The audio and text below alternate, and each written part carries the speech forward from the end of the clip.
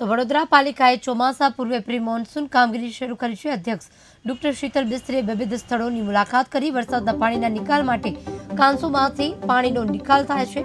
પાણી સરળતાથી નીકળી જાય તે માટે કરાઈ છે વ્યવસ્થા। વિવિધ વિસ્તારમાં અધિકારીઓની સાથે રાખી કામગીરી મસીહા કાસ અને રૂપારેલ કાસની મુલાકાત લીધી। વડોદરા શહેરમાં વરસાદી પાણીનો નિકાલ મુખ્યત્વે 2-3 કાસો દ્વારા થતો હોય છે, ખાસ કરીને રૂપારેલ કાસ, ભૂખી કાસ, મસીહા કાસ। આજે કાજરાવાડી સુએજ પમ્પિંગ પાસે જે રૂપારેલ કાસ છે એ અહીંયાથી ઓપન થવાની શરૂઆત થાય છે।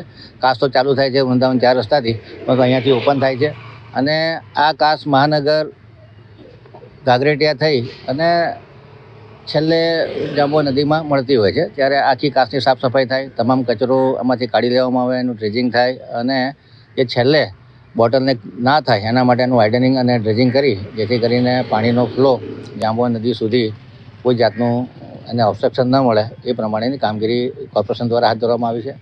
આજે આ કામની મુલાકાતે નીકળ્યા છે। એવી રીતે હાઈવેને સમાંતર જે કાંસો છે એને પણ પહોળા કરવાની, એની પણ સાફ સફાઈ કરવાની કામગીરી હાથમાં ધરી છે। વડોદરા